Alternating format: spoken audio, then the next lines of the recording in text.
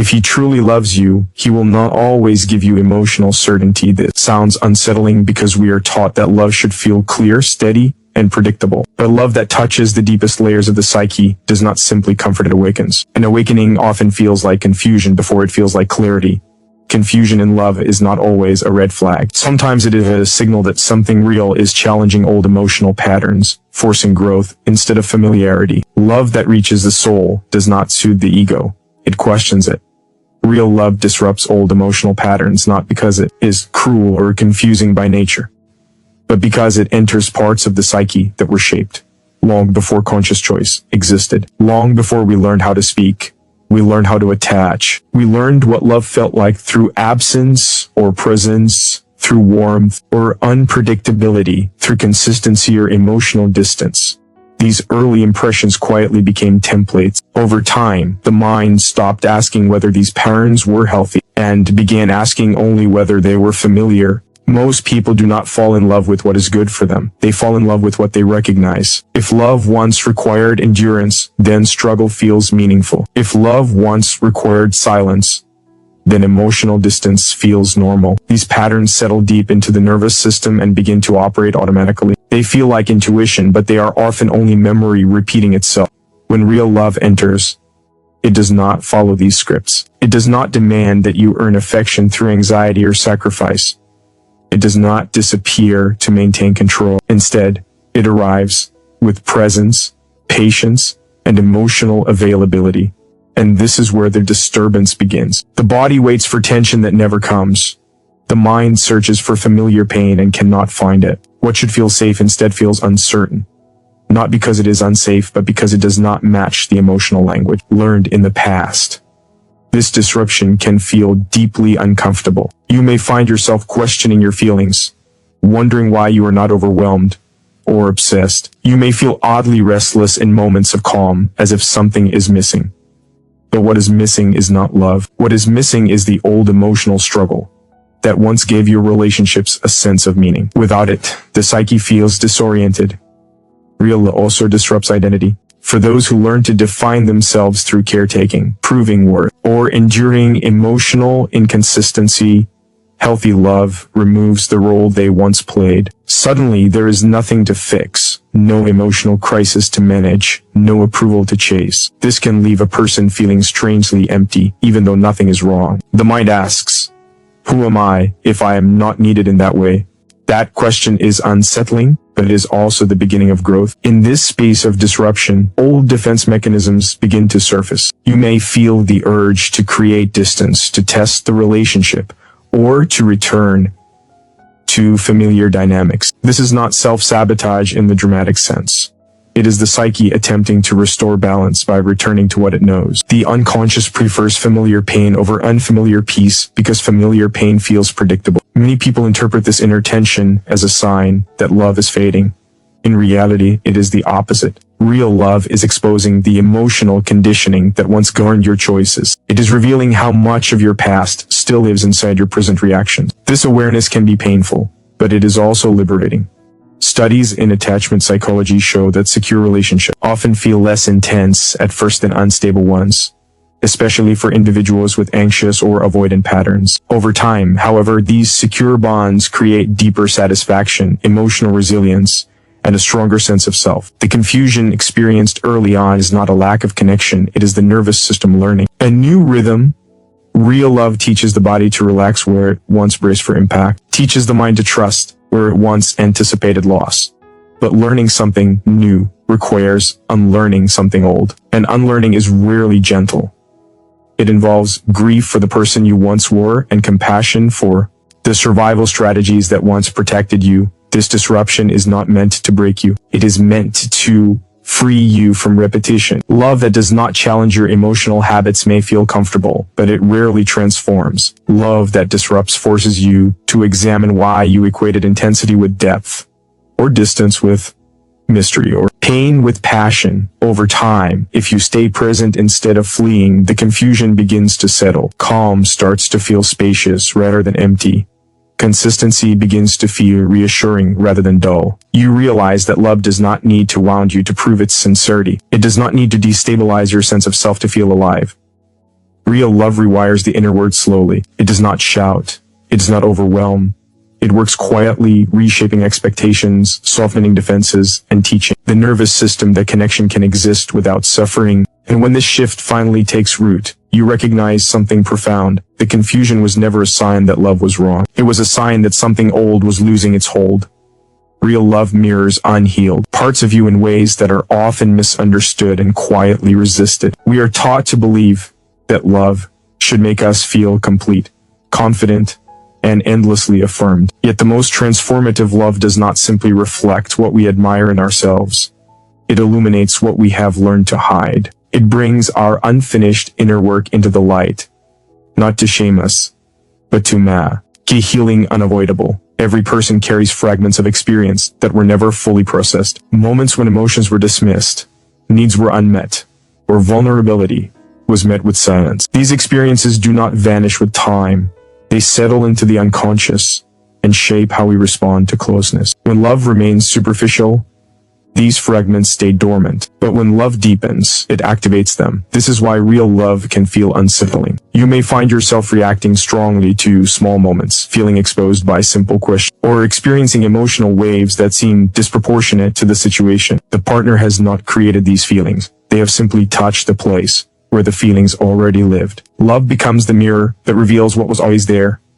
In this mirror, old fears appear. The fear of being abandoned, of being misunderstood, of being too much or not enough. These fears often surface not because the present moment is dangerous, but because the past is speaking through the present. The mind struggles to separate what is happening now from what once happened then. The confusion comes from this overlap. Many people interpret this inner disturbance as incompatibility. They assume that if love triggers discomfort, something must be wrong. But discomfort is often the first signal of psychological truth. Growth rarely feels smooth. When the self is confronted with its own unfinished story, resistance is natural. The psyche prefers coherence, even if that coherence is built around pain. Real love challenges this coherence. It does not allow you to maintain the illusion that you are fully healed, fully certain, fully self-contained. Instead, it invites you to meet the parts of yourself that adapted to survive, the part that learned to stay quiet, the part that learned to please, the part that learned to detach before being left. These parts are not flaws. They are intelligent responses to earlier environments. Love reveals them so they can finally rest. This mirroring can feel deeply personal. You may feel seen in ways that are uncomfortable, as though your inner defenses are transparent. Yet being seen is not the same as being judged. When someone loves you, the mirror they hold is not meant to expose weakness, but to offer recognition. Recognition is the beginning of integration. What is seen can be understood. What is understood can be healed. Psychological research on intimate relationship shows that close bonds activate unresolved attachment wounds. This is not a failure of love, but evidence of its depth. Love brings us back to the emotional core where our earliest expectations of connection were formed. It reopens the dialogue between who we were and who we are becoming. Many people try to escape this stage. They pull away, numb themselves, or search for a relationship that feels easier.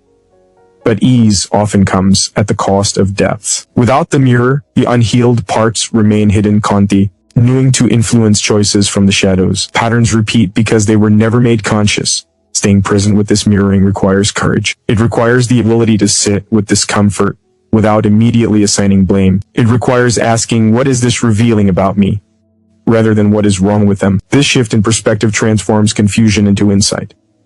Real love does not demand perfection.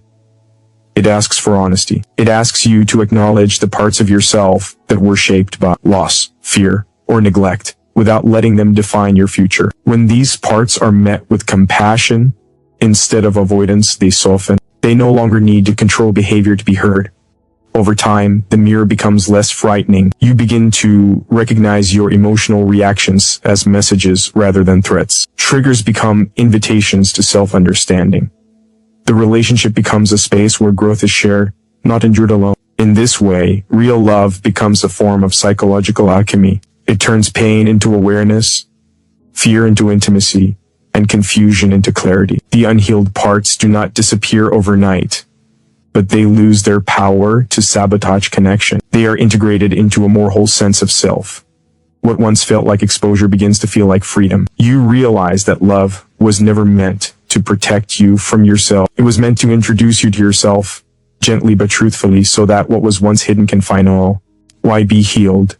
Real love replaces chaos with calm, and for many people, that calm feels strangely unsettling rather than comforting. This reaction is rarely spoken about, yet it lives quietly inside countless relationships. We are often drawn not to what is healthiest, but to what feels emotionally familiar. For those who grew up in environments where affection was inconsistent, unpredictable, or conditional, chaos became intertwined with connection. It trained the nervous system to stay alert, to anticipate shifts, to read between emotional lines. Over time, this state of heightened awareness began to feel like love. When real love arrives, it does not demand vigilance. It does not keep you guessing or anxious. It does not pull away to provoke pursuit or create intensity through absence. Instead, it shows up consistently. It speaks clearly. It remains present even when emotions fluctuate. This sudden absence of emotional turbulence can feel disorienting. The body waits for the familiar surge of adrenaline that never comes. The mind searches for danger and finds none. And in that silence, uncertainty emerges. Calm feels strange because it does not activate the survival responses you once relied on. In chaotic connections, the emotional highs and lows create chemical reactions in the brain that mimic excitement and passion. Dopamine spikes during reconciliation, cortisol rises during uncertainty, and the cycle repeats. Over time, this pattern conditions the mind to associate anxiety with intimacy. Peace, by contrast, feels flat at first, not because it lacks depth, but because it lacks drama. This is why some people describe healthy love as boring in its early stages. What they are actually experiencing is nervous system withdrawal. The body is learning how to exist without constant emotional stimulation. The absence of chaos exposes how much energy was once spent managing instability. Rest can feel uncomfortable to a system that learned to survive through tension. Real love also removes the need for emotional performance. In chaotic relationships, attention must be earned, reassurance must be chased, and affection feels conditional. Calm love does not require this. It offers acceptance without demand. This can create an unexpected identity crisis. If you are no longer proving your worth, you may wonder who you are without the struggle. The mind asks, what do I do with all this space? That question can feel frightening. Many people unconsciously attempt to recreate chaos in these moments. They overanalyze, test boundaries, or misinterpret neutral behavior as rejection. This is not self-destruction. It is the psyche attempting to return to a known rhythm. The unfamiliar calm threatens old emotional structures, and the mind resists change even when change is healing. From a psychological perspective, secure attachment lowers stress hormones and stabilizes emotional regulation. But for those unaccustomed to safety, this regulation can feel like emotional numbness. The difference lies not in the absence of feeling, but in the absence of threat. Calm love allows emotions to flow without overwhelming the system. It creates space for reflection instead of reaction. This calm also invites deeper self-awareness. Without chaos to distract you, inner questions surface. Unresolved feelings, unmet needs, and long-avoided truths come forward. Chaos once kept these aspects buried. Calm brings them into awareness. This can feel uncomfortable, but it is a sign that love is no longer functioning as an escape. It has become a container for growth. Over time, if you remain present, the calm begins to reveal its strength. Consistency becomes reassuring rather than dull. Silence becomes peaceful rather than anxious. You start to recognize that love does not need to hurt to feel real. It does not need to destabilize you to prove its depth. The nervous system gradually learns a new language of connection. This shift often brings grief. Grief for the years spent equating intensity with intimacy. Grief for the relationships that taught you to confuse anxiety with passion. Allowing this grief to exist is part of the healing process. It marks the transition from survival-based attachment to conscious connection. As calm settles in, trust deepens. Not the fragile trust built on constant reassurance, but a quiet trust rooted in consistency. You begin to believe that presence will remain even in disagreement, that affection will not disappear when emotions shift. This belief creates emotional freedom. You no longer monitor every interaction for signs of abandonment. You are finally able to relax into connection. Real love does not eliminate all uncertainty, but it removes unnecessary fear. It teaches the body that safety can coexist with intimacy. What once felt strange gradually becomes grounding. And one day you realize that the calm you once questioned is not emptiness at all. It is the foundation upon which lasting love is built. Real love teaches the difference between being wanted and being chosen, and this distinction reshapes the way a person understands connection, worth, and intimacy. Being wanted often arrives with intensity. It is loud, urgent, emotionally charged. It makes you feel desired in the moment, seen through passion, pulled into someone's orbit by attention and attraction. Being chosen, however, unfolds quietly.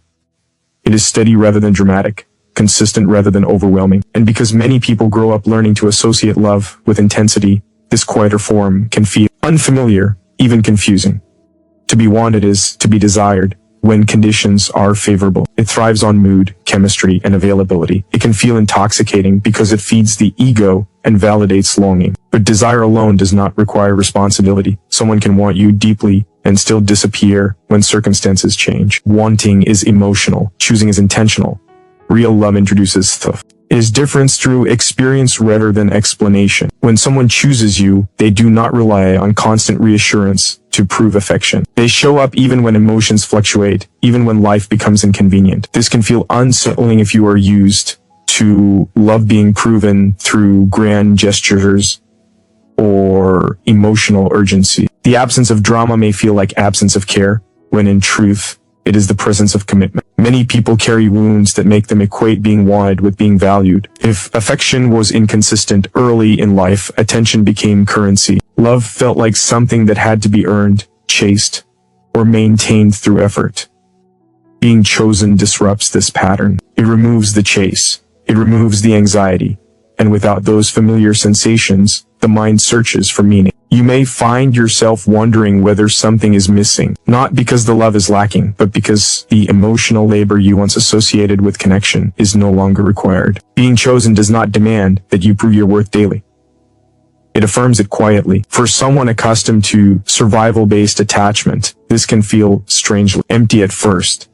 Being wanted excites the nervous system. Being chosen calms it. One creates anticipation and uncertainty, the other creates trust. Over time, trust does something profound. It allows you to stop monitoring behavior for signs of abandonment. It gives you permission to rest emotionally. This rest can feel vulnerable. Without constant validation, you are left alone with your sense of self. And this is where growth begins.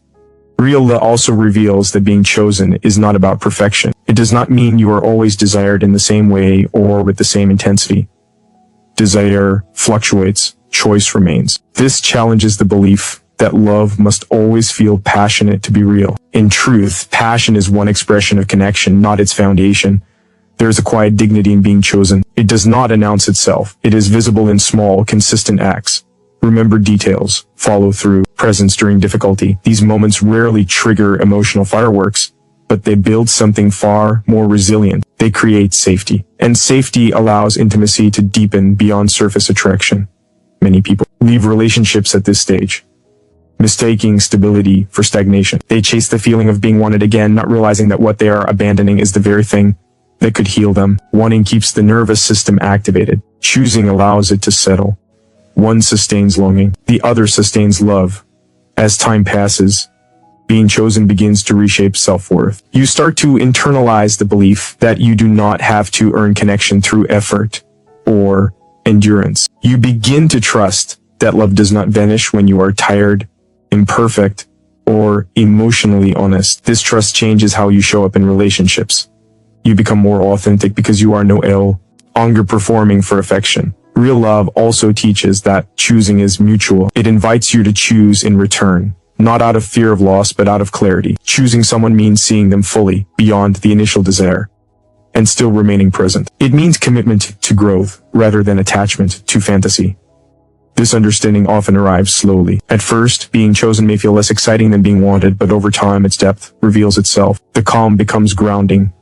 The consistency becomes reassuring. The quiet presence becomes a source of strength rather than doubt. Eventually, you realize that being wanted made you feel special for a moment, but being chosen makes you feel safe over time. One feeds longing, the other builds a life, and in that realization, love transforms from something you chase into something you stand within, steady and whole. Real love forces growth instead of escape.